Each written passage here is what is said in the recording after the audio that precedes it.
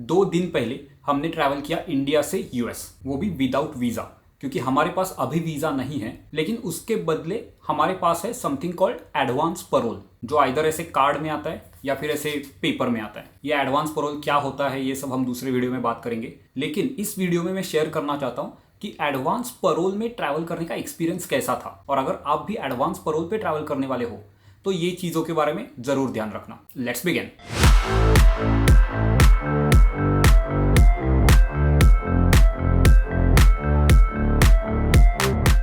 हमारी फ्लाइट थी मुंबई से अबू धाबी और फिर अबू धाबी से बोस्टन, ऑब्वियसली एथियाद एयरलाइन से। तो फर्स्ट टाइम आपका वीज़ा चेक करते हैं एयरलाइन वाले, जहां पे आप बैगेज ड्रॉप करते हो चेक इन के लिए, और वहां पे वो देखते हैं कि यूएस का वीज़ा है कि नहीं। तो हम वहां पे पहुंचे और जब हमने एडवांस परोल दिखाया तो उनका तो कहना था कि अरे ये किस चिड़िया का नाम है। उन्होंने वो उनके सिस्टम में एंटर करने का ट्राई किया, लेकिन वो कुछ नहीं हो रहा था। समहाउ उनके पास एक्सेस रहता है यूएससीआईएस के डेटाबेस का। यूएससीआईएस की कुछ सिस्टम है, वहां पे उन्हें एंटर करना होता है कि हमारा वीजा नंबर क्या है या फिर ग्रीन कार्ड का नंबर क्या है, और फिर वहां से अप्रूवल आ गया तो ही वो चेक इन कर सकते हैं। वो एडवांस परोल उधर डाल रहे थे लेकिन अप्रूवल नहीं मिल रहा था, तो फिर उसने उसके मैनेजर को बुलाया। मैनेजर आया, उसको भी कुछ समझ में नहीं आ रहा था। ये एडवांस परोल को I-512 भी कहते हैं। तो वहां पे मैंने देखा कि वहां पे ऑप्शन था I-512 का, तो मैंने बोला कि वो ऑप्शन सिलेक्ट करो और फिर ये नंबर डालो। वो भी किया, वो भी कुछ नहीं हो रहा था, वो भी कंफ्यूज हो गया।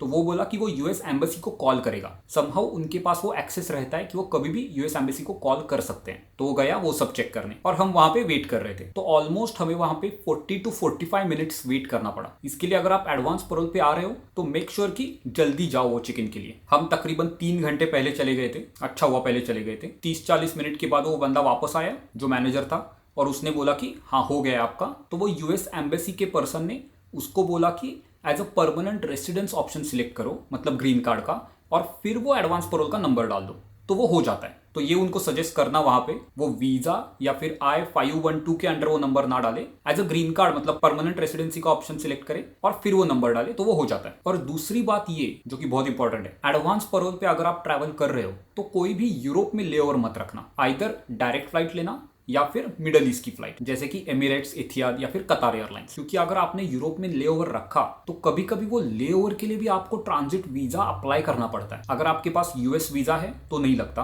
तो डायरेक्टली वो आपको बैठने देंगे प्लेन में। लेकिन अगर एडवांस परोल पे हो तो वो रिकॉग्नाइज नहीं करते। तो पहले हमने लुफ्तांजा का टिकट बुक किया था जिसमें म्यूनिच में लेओवर था कुछ 4 घंटे का, लेकिन फिर हमने वो कैंसिल किया और फिर एथियाद से बुक किया। और कुछ ऐसे भी केसेस है कि कभी कभी यूरोप का लेओवर उनको अप्रूव कर दिया उन्होंने, मतलब कुछ नहीं बोला, लेकिन कुछ केसेस में बोर्डिंग डिनाई भी कर दिया। तो रिस्क क्यों लेना है ना। तो इसके लिए अच्छा है कि यूरोप की झंझट मत रखो। ईस्टर्न एयरलाइंस का मुझे पता नहीं है उतना, जैसे कि सिंगापुर एयरलाइन या कैथे पैसिफिक और कोरियन एयर, लेकिन मिडल ईस्ट की एयरलाइन और direct flight is the safest option. उसके बाद नेक्स्ट टाइम आपका वीजा चेक करते अबू धाबी में। तो अबू धाबी में हम लैंड हुए, और फिर जब दूसरे फ्लाइट में जाना है तो फिर से सिक्योरिटी से जाना पड़ता है, और फिर सिक्योरिटी के बाद गेट पे एक बार फिर से वीजा चेक करते हैं। तो वहां पे उन्होंने कुछ भी पेन नहीं दिया, वहां पे उनको सिस्टम में कुछ डालना नहीं रहता, मे बी इसके लिए होगा, लेकिन सिर्फ उन्होंने वो एडवांस परोल का डॉक्यूमेंट देखा और बोला ठीक है जाओ। हमारा इमिग्रेशन अबू धाबी में नहीं हुआ क्योंकि हमारी रात की फ्लाइट थी, तो उस फ्लाइट का इमिग्रेशन यूएस में ही होता है। तो सुबह 9 बजे यूएस पहुंचे हम और बॉस्टन के इमिग्रेशन लाइन में चले गए। और ये था सबसे मेन, अगर आप एडवांस परोल में ट्रैवल कर रहे हो तो जब आप इमिग्रेशन में जाते हो तो वो एक्चुअली चेक करते हैं कि आपकी ग्रीन कार्ड की केस पेंडिंग है कि नहीं, और वो वहां पे इमिग्रेशन काउंटर पे वो नहीं कर सकते। तो वहां पे वो आपकी फिंगरप्रिंट्स फोटो वगैरह लेंगे और आपको भेजेंगे सेकेंडरी में। तो हम प्रिपेयर्ड थे कि सेकेंडरी जाना पड़ेगा। हम एक्चुअली बॉस्टन में नहीं रहते, तो हमारी बॉस्टन से भी एक डोमेस्टिक फ्लाइट थी, लेकिन हमें पहले से पता था कि सेकेंडरी में जाना पड़ेगा, तो इसके लिए हमने वो ले ओवर बॉस्टन में बहुत ज्यादा रखा था। तो 6 घंटे का ले ओवर रखा था, क्योंकि सेकेंडरी में कभी कभी भीड़ होती है और वहां पे हर एक केस कुछ कॉम्प्लिकेशन से इसलिए आती है, तो वहां पे हर एक आदमी का बहुत टाइम लगता है। इसके लिए आपका नंबर आते आते ही पता नहीं कितना टाइम लगेगा। तो यूएस का लेओवर अगर आपकी नेक्स्ट डोमेस्टिक फ्लाइट है तो डेफिनेटली बड़ा रखना। फिर हम गए सेकेंडरी में, वहां पे उन्होंने हमें कुछ क्वेश्चंस वगैरह नहीं पूछे, लेकिन आई गेस उन्होंने वो चेक किया कि हमारी ग्रीन कार्ड की केस पेंडिंग है कि नहीं, बेसिकली I-485 पेंडिंग है कि नहीं। और तो वो उनको मिला होगा कि पेंडिंग है, तो उन्होंने डॉक्यूमेंट्स वापस दे दिए एंड बोला you are good to go. एक अजीब चीज मुझे ये भी लगी कि मेरा पासपोर्ट उन्होंने स्टैंप ही नहीं किया, तो कुछ स्टैंप नहीं है एंट्री का, लेकिन वो भी आई गेस अगर आप एडवांस परोल पे हो तो कभी कभी नहीं करते। और फिर उसके बाद क्या, पूरा यूएस आपका है, घूमो जहाँ घूमना है। सेकेंडरी का एक्सपीरियंस थोड़ा स्ट्रेसफुल था क्योंकि बहुत टाइम वेट करना पड़ा उधर, और सेकेंडरी में आप फोन भी चेक नहीं कर सकते। एक बार तो मुझे 2-2.5 घंटे लगे थे सेकेंडरी में। इस बार कंपेरेटिवली फास्ट था, मे बी